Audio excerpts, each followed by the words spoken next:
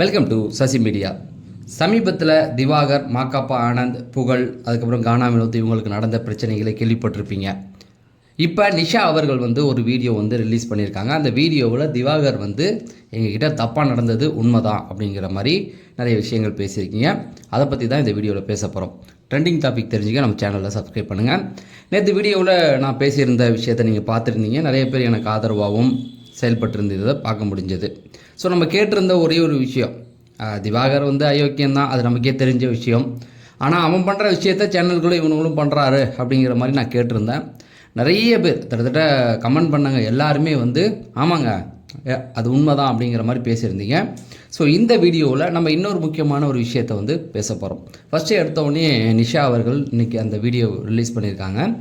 அந்த வீடியோவில் அவங்க என்ன பேசியிருக்காங்க அப்படின்னா, அவன் உள்ளே வந்ததுலேருந்து தப்பாக தாங்க நடந்திருக்கான், தப்பாக நடந்துக்காமலாம் இல்லை, நடந்தான்.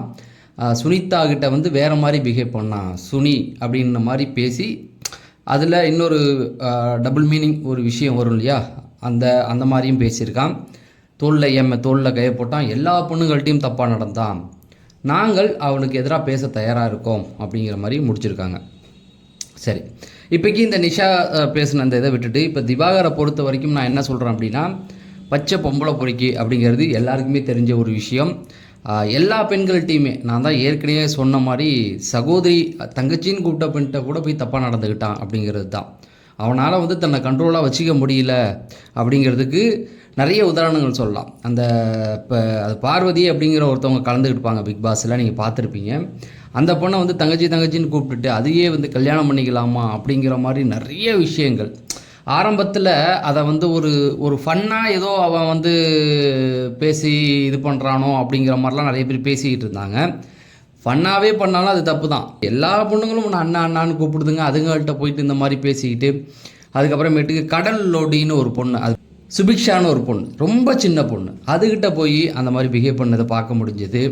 அதுக்கப்புறமேட்டுக்கு பிக் பாஸில் அவர் மட்டும் தப்பு பண்ணல, அரோரா சிங்க்லர்னு ஒரு துஷார்னு ஒரு கப்புள் இருந்தது, அதுங்க ரெண்டு அர்த்தராத்திரியில் லெட்டின்குள்ளே ஓடி போய் ஒளிஞ்சது இருக்குது.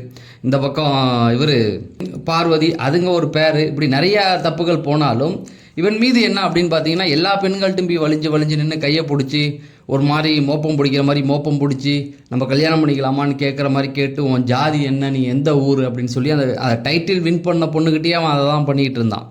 ஸோ பச்சை பொம்பளை பொறுக்கி அப்படிங்கிறதையும் வெளியில் இருந்து பார்த்தவர்கள் இவனை எப்படி உள்ளே விட்டீங்க, இவன் டாக்டராங்க, இவன்கிட்ட தனியாக ஏதாவது ஒரு பொண்ணு ட்ரீட்மெண்ட்டுக்கு வந்தால் அவன் என்ன மாதிரியான விஷயங்களை பண்ணுவான் அப்படிங்கிற அளவுக்கு கேள்விகள் கேட்டிருந்தாங்க. அதனால தான் அவன் அந்த ஃபிசியோதெரப்பி அதுக்குள்ளே போகலையா அப்படிங்கிற மாதிரி நிறைய கேள்விகள் இருந்தது. ஸோ இப்போ அதுலேருந்து வெளியில் வந்ததுக்கப்புறம் வேறு யாருமே அவனை கண்டுக்கலை அப்படிங்கிறது நல்லாவே தெரிஞ்சது. அவனை தொடர்ந்து அவனுக்கு வாய்ப்புகள் கொடுக்கறது யாருன்னு பார்த்தீங்கன்னா அந்த சேனல் தான். தொடர்ந்து அடுத்தடுத்து ஷோக்கள் அவன் வந்துக்கிட்டே இருக்கான். எல்லாத்தையுமே பேசுகிறான். எல்லா ஷோலையுமே ஒருத்தவங்க சொல்கிறான். அதான் எல்லா ஒரு பஞ்சாயத்துலேயும் ஒருத்தன் ஆரம்பிப்பான்ல, என்னப்பா எல்லாம் அமைதியாக இருக்கீங்க, பஞ்சாயத்து ஆரம்பிங்கன்னு சொல்லுவான்ல, அந்த மாதிரி இவன் எந்த ஷோக்கெல்லாம் போனானோ அங்கெல்லாம் ஒருத்தன் சொல்லிடுறான், இவன் பெண்கள்கிட்ட தவறாக நடந்தான் அப்படிங்கிற மாதிரி தொடர்ந்து சொல்லிக்கிட்டே இருக்காங்க.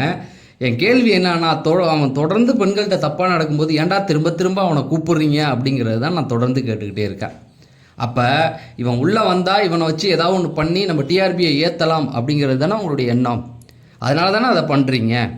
அப்போ அதோடைய தொடர்ச்சியாக தான் இன்றைக்கி அவன் இந்த அளவுக்கு நடந்திருக்கான் அப்படிங்கிறதையும் எனக்கு நேற்று இருந்த ஒரு சில சந்தேகங்களை நான் கேட்டேன். ஏன்னா அங்கே இருக்கிற பெரும்பெரும் ஆட்கள் இதை ஏன் கேள்வி கேட்கலை, அமைதியாக இருக்காங்க அப்படிங்கிறது எனக்குமே டவுட். ரோஜா இருக்காங்க, யாருமே திறக்கலை. இந்த குரூப் இவங்களுக்களாவே அடிச்சுக்கிட்டு இருக்காங்க.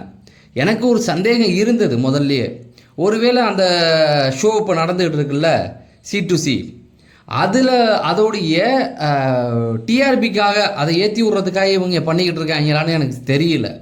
ஏன்னா அதுக்காகவும் பண்ணுறாங்களான்னு. ஏன்னா இப்போ அந்த ஷோவோட தொடக்கும் போதே பெரிய இது கிடையாது, அதோடைய ப்ரொமோலாம் போட்டால் ஃபன்னெல்லாம் ஒன்றுமே கிடையாது. நீங்கள் பார்த்தீங்கன்னாவே தெரியும். அது பார்க்க எப்படி இருக்குன்னா உப்பு சப்பு இல்லாமல் இருக்குது.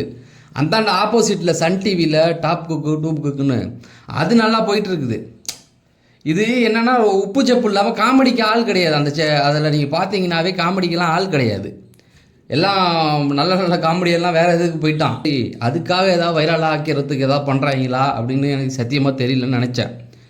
சரி, அதுக்காக ஏதாவது இவங்க பண்ணுவானுங்களோன்ற ஒரு எண்ணமும் எனக்குள்ளே இருந்தது. நிஷா அவர்கள் வந்து ஒரு வீடியோ எடுத்திருக்காங்க. அதாவது நாங்கள் பேச தயாராக இருக்கிறோம். அவன் வந்ததுலேருந்து தப்பாக பண்ணியிருக்கான். தொடர்ந்து தப்பு தான் பண்ணான். வந்தவுடனே தோளில் கை போட்டது, பொண்ணுங்கள்கிட்ட போயிருக்கு, அங்கே உள்ள எல்லா பொண்ணுங்கள்ட்டையும் சக்கட்டு மேனிக்கு தப்பாக நடந்துக்கிட்டான். அவன் சொல்கிறதெல்லாம் உண்மையே கிடையாது. மாகாப்பா ஆனந்த் அப்படிங்கிறவர் ரொம்ப நல்லவர். அவர் மேலே அவன் சொன்ன ஒரு தப்பு கூட உண்மை கிடையாது. மாகாப்பா ஆனந்த் அப்படிப்பட்டவர் இல்லை அப்படிங்கிறத சொல்கிறாங்க. ஏம்மா, மாகாப்பா ஆனந்த் மட்டும் உன் கூட வரலம்மா, கானா வினோத்துன்னு நின்னானுங்க, புகழும் இருந்தாங்க.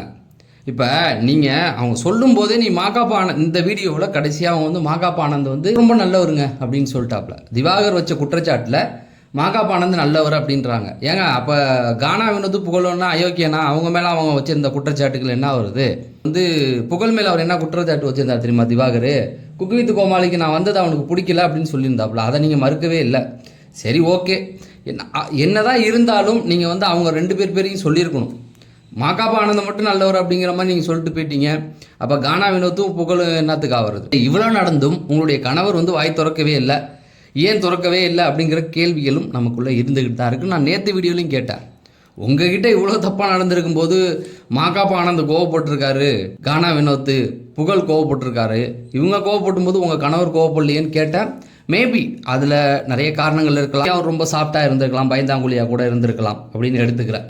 இப்போ என்னுடைய இன்னொரு கேள்வி என்னன்னா, நாங்கள் பேச தயாராக இருக்கிறோம் அப்படின்னு நீங்கள் சொன்னீங்க பார்த்தீங்களா, அங்கே தான் நீங்கள் தொடர்ந்து தப்பு பண்ணுறீங்க அப்படிங்கிறது. ஏன்னா நிஷா அவர்கள் நீங்கள் என்ன பண்ணணும் அப்படின்னா, அவங்க கூட பாதிக்கப்பட்ட பெண்கள் நிறைய பேர் இருக்கிறது தான் நிஷா சொல்கிறாங்க. அப்படி இருக்கும்போது அவர்களை அழைத்து நீங்கள் காவல் நிலையத்துக்கு தான் போகணும். அவன் மேலே ஒரு எஃப்ஐஆர் ஃபைல் பண்ணணும், இந்த மாதிரி பண்ணியிருக்கான் அப்படின்னு. அதுதான் சரியாக இருக்குமே தவிர, அவனுக்கு எதிராக நாங்கள் பேச தயாராக இருக்கோம் அப்படின்னா இது சோஷியல் மீடியாவுக்கு தீனி போடுற மாதிரி. அதாவது அந்த பக்கம் நீங்கள் என்ன பண்ணாலுமே திவாகருக்கு பப்ளிசிட்டின்னு நினைக்கக்கூடியவன். இது 2 தரப்புக்கும் பப்ளிசிட்டியை தான் கொடுக்கும். நீங்கள் எங்கே உட்காந்து நீங்கள் எங்கே உட்காந்து சமீபத்தில் தாமரையும் ஆதி அப்படிங்கிறவங்களும் பேசிக்கிட்டு இருந்தாங்கல்ல, 10 நாளில் பேசிட்டு நீங்கள் முடிச்சிருவீங்க, நீங்களும் முடிச்சிருவீங்க. இதில் என்ன நடக்கும் அப்படின்னு பார்த்தீங்கன்னா 2 நடக்கும். ஒன்று, இந்த விஷயம் பூதாகரமாக பேசப்பட்டுக்கிட்டு இருக்கும். இன்னொன்று, அந்த குக்கு வித் கோமாளிக்கு பப்ளிசிட்டி எகிரும். அது ஒன்று தான் உண்மை. பப்ளிசிட்டி இந்த குக்கு வித் கோமாளிக்கு எகிரி போகும். இன்னும் நிறைய பேருக்கு அது ரீச் ஆகும். இங்கே தேவை கிடையாது. திவாகர் என்பவர் உண்மையாகவே இந்த பொண்ணுங்கள்ட்ட இப்படி தான் தொடர்ந்து நடந்துக்கிட்டு இருக்கான். அதை நீங்கள் தடுக்கணும்னு நினச்சிங்கன்னா நீங்கள் செய்ய வேண்டிய முதல் காரியம், அவன் மேலே மகளிர் காவல் நிலையத்தில் அவன் மேலே நீங்கள் கம்ப்ளைண்ட் கொடுக்கணும். அதை ஏன் நீங்கள் கொடுக்க மாட்டீங்க அப்படிங்கிறது எனக்கு சத்தியமாக தெரியல. தொடர்ந்து நாங்கள் பேச தயாராக இருக்கிறோம் அப்படின்னு நீங்கள் சொல்கிறீங்கன்னா அது பப்ளிசிட்டியை தான் குறிக்குது. அதாவது நீங்கள் உட்காந்து ஒரு இடத்துல பேசிங்க, அவர் உட்காந்து ஒரு இடத்துல பேசுவார், நீங்களாம் ஆதாரத்தை கொடுக்க மாட்டீங்க. ஏன்னா உங்ககிட்ட வீடியோ ஃபுட்டேஜ் இருக்கும். அவனும் தொடர்ந்து தப்பு சொல்லிட்டு இருக்கான். நாங்களும் நான் 5 பெண்கள் பேசுவோம் அப்படிங்கிறீங்க. இப்படியே பேசுறது பேச்சு வாக்கில் நீங்கள் ஒரு இன்டர்வியூ கொடுக்க, அவர் ஒரு இன்டர்வியூ கொடுக்க, அப்படி தான் போகுமே தவிர அவர் தண்டிக்கப்பட வேணும்னு நீங்கள் நினச்சிங்கன்னா உண்மையாகவே நீங்கள் முறையாக போய் நீங்கள் அதை பண்ணுங்கள். காவல் நிலையத்துக்கு தான் நீங்கள் போகணும். அப்படி போனால் மட்டும்தான் அவனை மாதிரி ஆட்கள் திருந்துவாங்க அப்படிங்கிறதா என்னுடைய கருத்து. என்னுடைய கருத்தில் உங்களுக்கு உடன்பாடு இருந்தால் அந்த வீடியோ லைக் பண்ணிட்டு நீங்கள் என்ன சொல்லணும்னு நினைக்கிறீங்களோ அதை கமெண்ட் செக்ஷனில் சொல்லுங்கள். நம்ம அடுத்த வீடியோவில் சந்திப்போம். நன்றி, வணக்கம்.